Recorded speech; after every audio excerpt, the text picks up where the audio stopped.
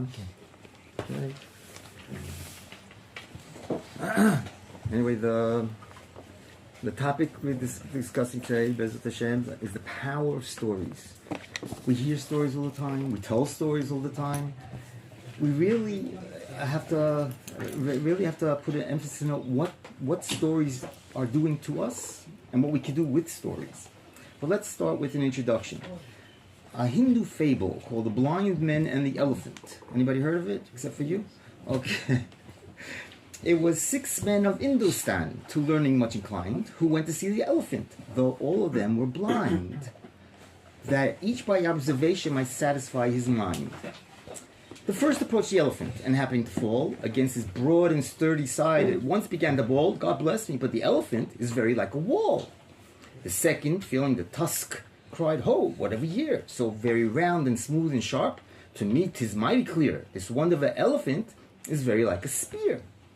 The third approached the animal, and happening to take the squirming trunk with his hand, and boldly up and spake, "I see," quoth he, the blind man, "I see," quoth he, "the elephant is very like a snake."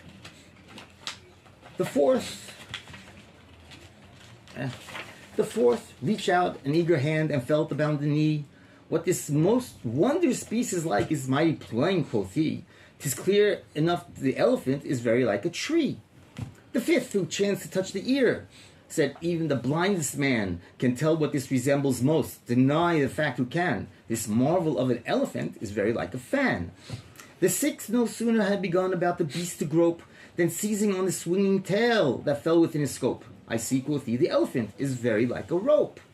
And so these men of Hindustan disputed loud and long, each in his own opinion, exceedingly stiff and strong. Though each was partly right, though all were in the wrong. So oft in theological wars, the disputants, I ween, rail on in utter ignorance of what each other mean, and prate about an elephant no one of them has seen. It's a very powerful fable, but there's a very strong message here. A little bit of information is dangerous. You come to conclusions, and you know you're right because it has to be. You have the information right there in front of you. Right, but it's only a little bit. I remember when I was in high school, my Rav was also my economics teacher, and he took out the topic of the day. Then I don't remember what it was, and he says, "Oh, what's your opinion on this subject?" And everybody gave their opinion. And he says, "What right do you have to give an opinion? Did you go through all the media? Did you go through at that time the New York Times, the Daily Press, the Daily News, the Wall Street Journal? Did you go through everything intensely, see what all the different aspects are? That also you know everything that's going on. You're like that one person, you know one aspect, and all of a sudden you're giving your opinion." I remember when I first came to Israel. I was a news nut, it gave me an ulcer. The first 6 months of Israel, listening to the news,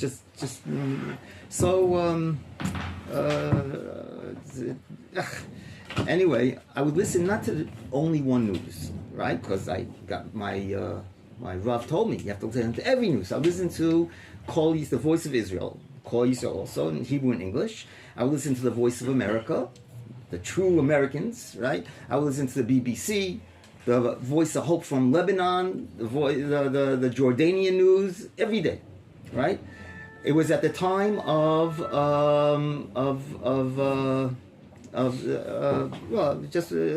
whatever time it was, but during the war, I'm talking the first Lebanon war. Everything that happened, there was not one way of seeing. There's a place here. There was 5 different sources, 5 different stories, reaching from one end to the other. Where Israel comes in, and the people come and welcome them. "Thank you, you're saving us." And another one, the Shatra Hospital, how the Israelis are killing and murdering children and everything else, and exact same story, right? It's just different ways of looking at it. And then we have to really ask the question: when we hear a story, what messages is being given? But I don't want to get into political stories and news stories and things like that. There's no end to it. and it should end already. But I stopped listening to the news, and there's one thing I know the difference. A person who listens to the news thinks he knows what's going on. I know that I don't know what's going on, right? I'm right, because I know it's not going on. But he thinks he actually thinks this is what it is. He's one of those blind men, and has come to the position, and this has to be it, right? And you're not going to get any well knowledged by listening to the news. It's not going to help you. It's just going to frustrate you, right? I'm not telling anybody to shut off the news, even though it's a very good. By the way, it's not just. I'm going even not just for the secular news, even for the Haredi news. You know, it gives you a. It gives you a. They have a agenda where they want you to see things in a certain way. And they'll also, the same thing, they'll get, you form an opinion about people that you never met, you don't know anything about them, but you get this certain information that they want you to hate this person. All right, so you'll hate, so on the Haredi news you'll have these people, and the secular news you'll hate these people. All right, it's all one point to hate, right? And we have to get, and that's what I want to get to in this week's Parsha, where it says, V'ahavta lecha kamocha. Right? And that's going to be the point that I want to get to in this shiur. But we're talking about stories. If you remember last time we spoke before Pesach, we were talking about Sipur Yetziat Mitzrayim. The importance of a story. Telling over not just a story. What we learned then, it's not just telling a story. I need to get the information across, and to do that, I need them to ask questions. I need to draw out from them to see that they have the story. It can't be that I just say things and then I assume they understand. Maybe they don't. And then they come up with all different conclusions because they were afraid to ask. Right? And Torah is the you have to ask. Right? In now in the weeks of Pirkei Avot. Right, and in Pirkei Avot, the last parak, which is really not part of Pirkei Avot, but okay, but it's the sixth parak that we added on is it talks about the 48 ways. The Memchet, it says Gedola Torah min hakuna. Torah is greater than kuna, and Malchut. This is why Malchut niknet b'shloshim malot. Now, as you get to be a king, there's 30 qualifications for being a king. Kuna, be'esrim va'arba. To be Kohen, they're 24. Right? Va'torah niknet ba'avim yishmona. The Torah is acquired through 48 ways. And then he goes through the whole list of the ways. Several of them are reflected to this point. Right? There's where did I skip? Shmiat ha'ozen. Listening. Know how to listen. Right? When you hear something, hear what they're saying. There's a Rav who's giving a shiur. This lady rushes in. She says, "Oh, Rav, I don't know what to do. I don't know what to do." What the cat? She bit the cow. All right. Now I don't know. Can the milk you drink? Can you drink the milk? Right. Now the students were about to burst laughing. The Rav was very serious. He said, "Oh wait." Very good. He goes and looks for the biggest book he could find. Right? Pulls it out and he looks, and there's another book. He says, the milk is okay, the cow is kosher. Right? And then he told the students after she left, he said, listen, if you would have laughed at her now, right, at the stupid question, next time she would have a question, and it would be a real question, she won't come to ask. Whereas look at what, you have to hear what they're saying and have to react to it. There's another, by the Rav of the Brisker Rav, this person came and asked, can I use milk for arba kosot, for Leil Seder? So he said, no.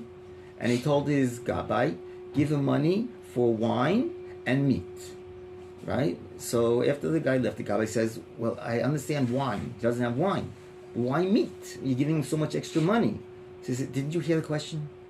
What is he asking for? What he wants to use? Milk. Why? Because he doesn't have meat. You have to learn how to hear things. You have to hear what they're saying, and then integrate it into understanding what they're saying. Another one, again, the Rav was giving a shiur.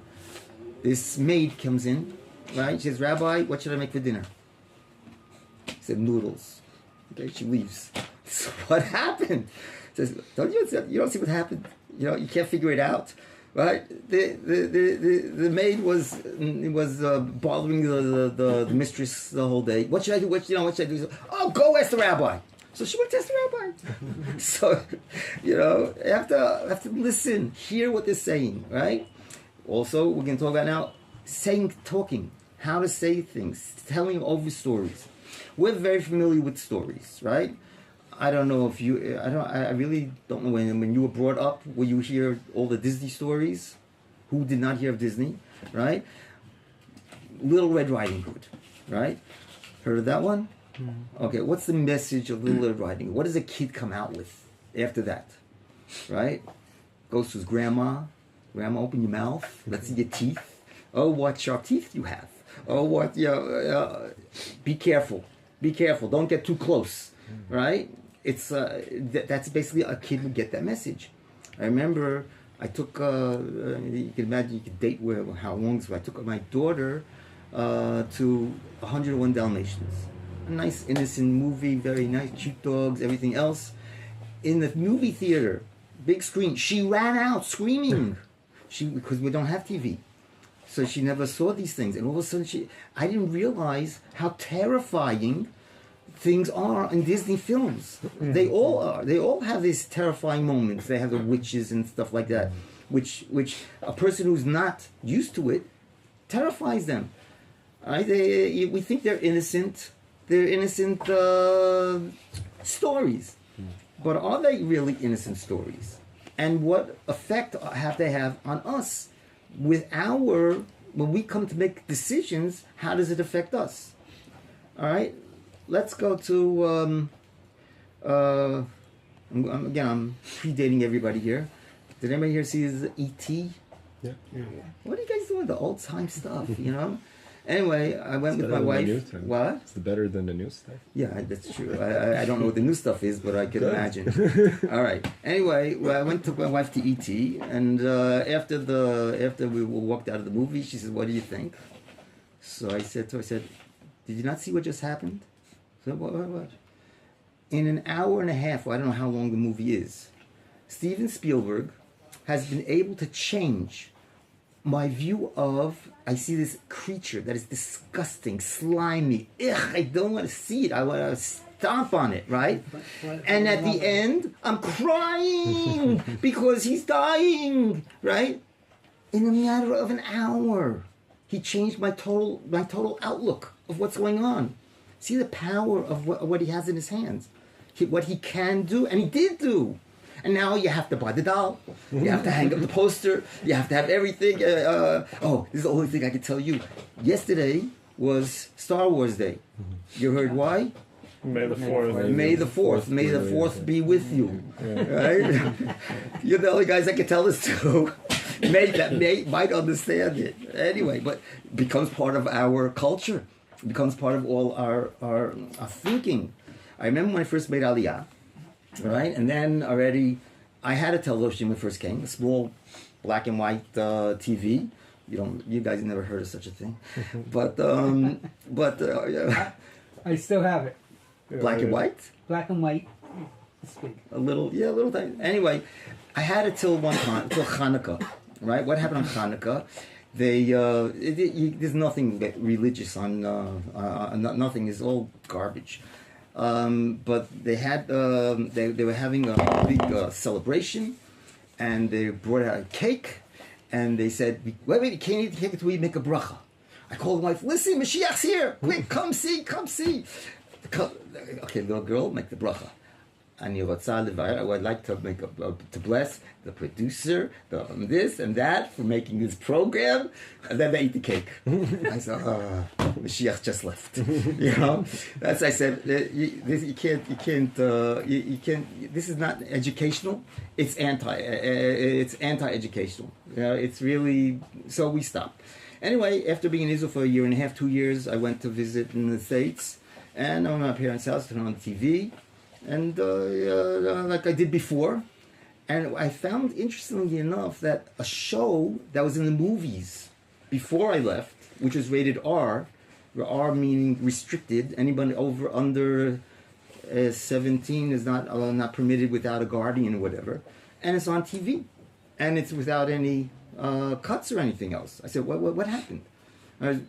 2 years ago, this was you couldn't go see it, and now it's available to everybody, right? What happened? And then I realized, we're like in a stream. When you're floating in the stream, you don't feel that you're being pulled through. Everything just keeps on flowing. When you're pulled out of the stream, everything keeps on going. You say, look where they're going, right? And they can't see it. I was pulled out of the stream for 2 years. And then I come back in, I see, look where they've gone. And it's such a short period of time. I didn't change, but the whole society changed and no one felt it.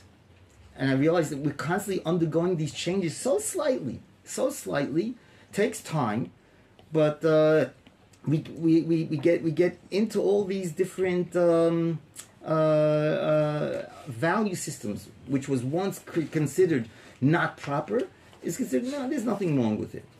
I mean, if you go back to the 50s, the 60s, you'll have like bloopers from, let's say, Groucho Marx, which they couldn't put on the air because it was so rowdy and everything else. Like they'll say helicopter instead of hectocopter. You can't say the word hell, right? So they'll say hectocopter, you have to say. All right, so that was just a joke, but he had bloopers. You would think, why was this blooped? We wouldn't even understand what it was like. It was a time that was considered more innocent, but they had certain boundaries which they wouldn't let to go past. Anyway, so we have the point I'm pointing out here is we have in Pirkei Avot. Aside from we have different things that in order to quiet Torah, I need certain qualities. I'm only going to go and I'm taking liberties because this is not the pshat, but I'm taking the liberty to that this is also means this as well. So you have shmiyat ozen, hearing things, be'arichat sfatayim, speaking, the way you say things. Right, the Gemara goes and says how you should always be careful to be among Talmidei Chachamim. This is also another one is a shimush Chachamim, serving them, because listening to what they say, even if it's just a normal talk, but you can learn from the way they speak how to talk. You can learn how to say things without talking lashon hara, in order to, but you have to listen, right? And then arichat sfatayim, you have to be able to produce the information in such a way that it will be heard whenever you present it. Bibinat halev, as you hear things, understanding, right? That's the big difference. You have to see things. We can all see the same thing. We might not all understand the same thing, right? The same thing with the next one is sichul halev, sechel, the knowledge. I was once in somebody's house. And he's watching the show. It's Israeli panel show, whatever. They had two families. Each had over 20 children, right? And they're discussing with one, do you know all the names of the brothers? Well, most of them, and do you know, they have all these different questions. And when you grow up, do you want to have a big family like this? Do you, everyone to the religious family, to the non-religious family, they compared them, right? But they kept on asking the same question over and over again. Do you want to have such a big family, right? And very cute show, a half-hour show. And my friend tells me afterwards, now tell me what's wrong with something like that. It's a nice show, right? So I said, weren't you listening? Didn't you hear what's going on? They hear it over and over again. One point. Are you going to have a big family when you grow up? Is that something that is my decision to make? You're getting around the whole issue of a lot of issues, right? But you're getting around all those issues and going straight to a conclusion. It's your choice. You can do whatever you want, right? You can have a big family or not. Wait, who told you I can? Right? That's something that's up for discussion. But they don't discuss it. They just get around it and go to their conclusions. Unfortunately, this guy I happen to know was that his wife Not long afterwards, she had to go for her career, and she was pregnant, and what, as they say in Hebrew, moridoto, just let it out, right? Because it's not a question. You could decide. All right, my family's big enough. I already have 4 kids. I don't need another 1 or 2. She said, just let it out. Flush it. It's not. There is a message that's been transferred and has been put into the subconscious.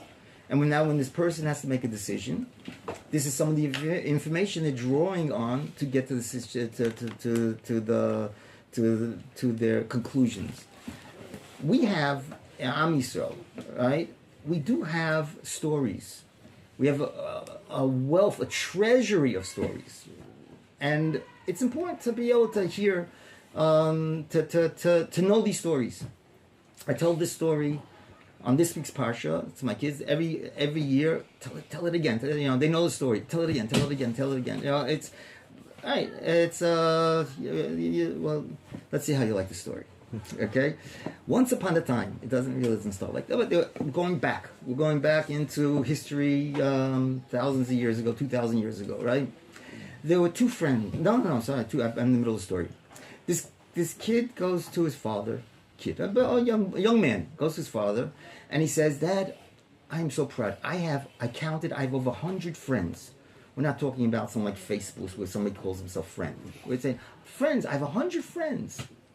And the father said, "Wow, that's an achievement." I said, "My whole life, I was trying to get 1 friend, and I have 1 guy, but he's only half a friend. I don't have 1 friend." So son says, "How could that be? You're very popular. You're likable." So he said, "You know what? Let's check your friends out. All right? Let's see what if they're really your friends. Okay? Let's do like this. Get a goat, right, and shecht it. And put it in a sack. Now, goat meat and human flesh are very similar, right?" And he says, "Take the bag to your friend's house in the middle of the night, and tell them the story. Tell them you went to a bar, you had a little bit of drink, a little too much to drink, and things got heated, and this guy started up with you, and got into a fight, and now he's in the bag, right? I have to get rid of him." And now he says, and those in that country, if you were involved at all with such a murder and a cover-up, you would get killed as well as the murderer himself, right? And go to your friends, see if they'll help you. So he says, okay. Every night he goes, 1 friend, 1 to the next, to the next, to the next. After a week or 2, he gets a new goat. Got the little ranch there, and then after he gets through the 2 weeks, he goes to his father, all down. He says, "I tell you, I don't have 1 friend. Not 1 person is willing to help me." And the son said, "Dad, can I try your half a friend?" I said, "Sure. Here's his address. Go to middle of the night. He goes again, knocks at the door. Who's there? Is Moshe the son of Chaim. "Oh, Moshe the son of Chaim, come in. This was so. I never heard from you. It's nice to hear from you. What's happening? So late at night. What are you coming here so late at night?" So he tells him the story. He says, "I got into this, and then it was the bar, and a fight, and I have to get rid of it." He says, "I really shouldn't do this, but you're Chaim's son, all right? So let's go." Goes in the backyard. They dig a hole. They bury the sack, they cover it over, and he says, "Now you go home, keep away from bars. Don't ever go to the bars anymore. And you never saw me, you don't know me, I don't know you. Everything will be fine. No one will know anything that happened, and everything will be good. Just go back to being what you should be." Right? Okay, he comes home, he says, "Dad, you call this guy a half a friend? He helped me." He says, "What did he say?" What he said? He went, he took the bag, he buried it, everything, he helped me. What did he say? He said, "I shouldn't do this, but that's a half a friend." Mm-hmm. A friend wouldn't do that. So the son said, "Did you ever hear of a real friend?" So he says, "Yeah, sure. I'll tell you another story within a story. I'll tell you what happened. Back in the days, right, there was a war between Roma and Sura, these 2 different countries. They were battling, and there were 2 friends, and one lived in Roma, one lived in Sura.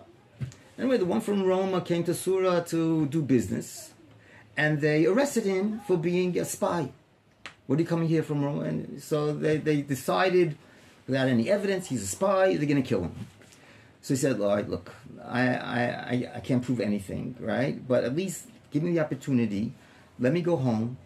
My family doesn't know what's happening. Let me tell them that you're going to kill me. Let me tell them where all, my business dealings and everything else so they could continue living. And then I'll come back and kill me. The Sultan says, you think I'm a nut? All right? I'm going to let you go. You're going to come back? He says, well, I'll give you a guarantee. What guarantee? I have a friend here. You take him instead of me, right? And you put him in jail now. I'll go 60 days. It'll take me by boat to get to Surah back and forth. To Roma, it'll take me 60 days. And if I don't come back, you kill him. He said, oh, come on, you have a friend like that? Sure. He said, my friend, of course he'll do it. So he calls the friend over. He says, are you willing to go to jail for this guy? And that he go and come back and to tell his family? He said, sure, he's my friend. He says, you're crazier than he is. I'm going to show you both. I'm going to show you how crazy you are. You go to jail, right? You're going to die. He's never coming back, right? Anyway, the friend went to Roma, told his family the whole story. They were all crying, and he tells them where the money's hidden and where the keys are and the passwords. They didn't have a need for, but he told them all the information. And then he came back, started coming back. But in those days, boats were by sail, wind, and there was no wind, and the boat was just inching along, and it's getting closer and closer. But on the 60th day, he got to shore, and he's running. In the meantime, they already took the friend out and brought him to the gallows, and he runs and runs and runs. The executioner's ready to kill him. He says, "Wait! It's me. I'm the one you're supposed to kill. I was the one who's convicted." So he said, I don't care. Go switch. So the friend said, oh, no. You already took me out. You have to kill me. She said, what are you, crazy? I was the one. You're just the guarantor. I'm the one they're supposed to kill, not you. He said, no, they took me out. You didn't come. I have to pay the debt. They have to kill me. And they're fighting. The executioner doesn't know what to do. So they bring him to the Sultan, right? Goes to the Sultan, and the Sultan hears the story again. You have to kill me. You have to kill me. You have to kill me. The Sultan says, I'm willing to let you both go on one condition. You make me your third friend. And this we see in this week's Parsha. It says, Ve'ahavta l'reacha kamocha, right? People stop at that point. The next two words are, Ani Hashem. Hashem says, when you get to Ahavta l'reacha kamocha, Ani Hashem, I want to be there also. That's where I want to be. We have this also in last week's Parsha. 2 weeks ago. It's in 2 weeks ago, Pasha. It says the pasuk. I don't have a chumash. The pasuk says, "Zot asu ve'yora lechem kavod Hashem." Do this, and you will see the glory of Hashem. It doesn't say do what, right? So what is it talking about there before? Moshe got everybody together to tell them all the things about the Mishkan, and they're all there as one. And he says, "Zot asu, do this, all come together as one." That's all you need. V'yera elechem kavod Hashem.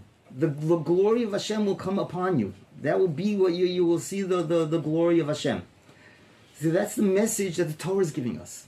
The Torah is giving us what a real friend is.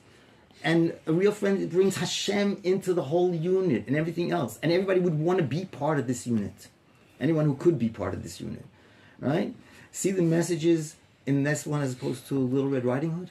Right? There's day and night.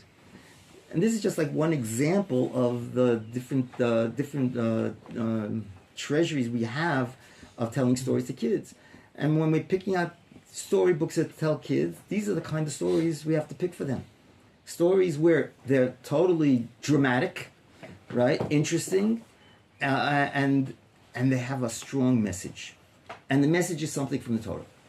Right, we have and numerous books. Here we wouldn't have it. We have children's book taken out from the Gemaras, from the Midrashim, and later on in history, stories that happened, and they make it into a storybook. I mean, you have Yosef Mokir Shabbat, which children know about. Yosef Mokir Shabbat. We'll go into that for just briefly. Right, there was a person, Yosef Mokir Shabbat. This guy named Yosef. He got the title of Yosef, the Shabbos lover, right? Why? So they say, well, we'll tell you what happened to him, right? He loved Shabbos, and it was like to do anything to honor Shabbos. He had a neighbor, a goy, and the neighbor had a dream. He says, all your wealth is going to be going to Moshe Mokir Shabbat, right? Moshe was not was not rich, he was poor, right? And now he's going to get all the wealth of this goy. Goy says, I'm not going to let this Jew have my stuff. So he sold everything. He sold everything he has. He bought this tremendous jewel, and he put it on his turban, walked around with it. This is my wealth. You're never going to get it from me. I'm not going to take it away from you. One day, walking on a bridge, gust of wind came, the hat goes off into the river, right? All his wealth down the drain. Erev Shabbat, this big fish swallows the gem that's on the hat, and the fishermen catch it. And you say, Erev Shabbat, who's going to buy such a big fish? Right? I mean, that's something if you had on Wednesday, maybe you'll buy it, but Erev Shabbat, you already have the fish ready. He said, you know what? Go to Yosef Bukir Shabbat. He'll buy it even if he has the fish ready. Because if he gets something better, he'll buy it for Shabbat. He'll do anything he can to make Shabbat better than it is. And sure enough, he buys it. And he opens it up. It's a jewel. Very happy. A very happy Shabbat that was. All right? And the dream of the Goy came true. And Yosef Makir Shabbat received it. Why? Because he loved Shabbat. Again, this is a Gemara, but teaching us how dear Shabbat is to us. That we'll do everything we can to make Shabbat better. Even if I have everything ready, I can do one more thing. That's an action for every activity I do. I can do one better.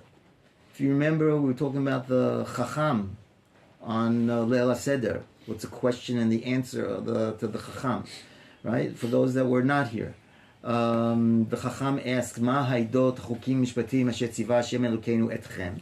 Says, what are all these eidot, the testimonials, laws that are based on testimony? Chukim, laws that are without reason. Mishpatim, laws that do have reason. What are all the reasons? And Vafatamelo, you should answer him, Ki hilchot Pesach. It is like the laws of Pesach. Ein maftir nacha Pesach avikuman. After the Korban Pesach, you can't have dessert. Right? The question doesn't sound like a question, especially for Chacham. The answer doesn't answer the question. Right? This is what we said before. And one of the answers we get up. I don't know how many answers there are. Probably thousands. But one answer is.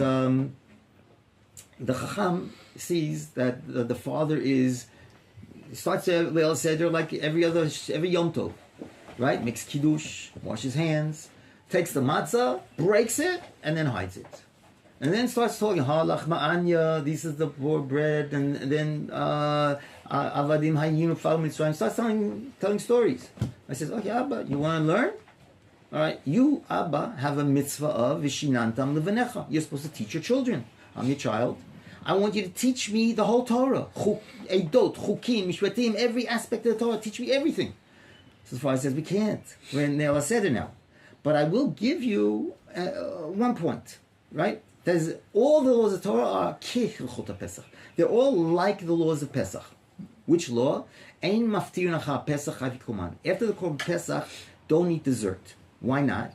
So that the taste of the Korban Pesach will linger. You don't want to wash it away with something else. Keep that taste in your mouth. When you do a mitzvah, don't say, finished, it's over, I did it. No. Keep it with you. Let it keep going with you. At the end of a Chag, this year it didn't work out because it was on Shabbat, but at the end of the Chag, we don't use besamim. Why not? Why not? Shabbat, every Shabbat we use besamim. So this, the end of the Chag was Shabbat. So we also use besamim. But otherwise we just in the Chag we won't use Bisamim and Havdalah. Why not? So on Shabbat I get a Neshama Yetera. It's a uplifted situation, and it leaves at the end of Shabbat when I do Havdalah. So to revive myself, I need the Bisamim. If you notice, every Chag precedes a season. Like Sukkot will precede the summer. Pesach and Shavuot precede Sukkot precedes the winter. Pesach and Shavuot precedes the summer. We get a Neshama Yetera on the Chag, But it doesn't leave us on the Chag. It keeps going with us through the whole Chag, through the whole next season. It keeps us going till the next Chag. This way we keep it, we have it. Therefore, I don't need the Psamim, because I still have that Neshama Yetera. And it keeps it going. That's the way every mitzvah, I just did a mitzvah, it should uplift me. What can I do now? What can I do now? I did it, I got to this point. What can I do more? Right? And these are messages that are given over through stories. Right? Again, a story is not just a random thoughts. It's a message. But I need to get the message across in a way that is not the same as just telling you, okay, A, B, C, D. Right? I have to work it out in a way that it's that you could taste it. And that taste should be drawing from you questions, understanding why is it A like this, why is it B like that, why what's in A B C we don't have, with Aleph Bet Gimel we do have. Every single letter has all different Yud. Yud is broken up into Aleph. I'm sorry, the first letter of the alphabet, Aleph. Aleph is a Yud on top, a Yud on the bottom upside down, and a Vav. Yud and Vav is 26. 26 is Yud K Vav K. It's Hashem's name. Hashem is Echad. One is Echad. Aleph is Echad. Aleph is Alufo Shel Adam. He is the master of the universe. There's the whole, just the word Aleph. When I'm learning Aleph Bet, is so much information embedded in that, right? So when I'm giving over information, just teaching Aleph Bet, I could teach Aleph Bet Gimel Dalet, or I could say, oh, you know what we have here? We have an Aleph. Let's look at the Aleph. Let's see what it shows us. Everything I do should be with that feeling, and the taste, and the message should keep us going throughout for the next season going on. Okay. Stop here. That's all.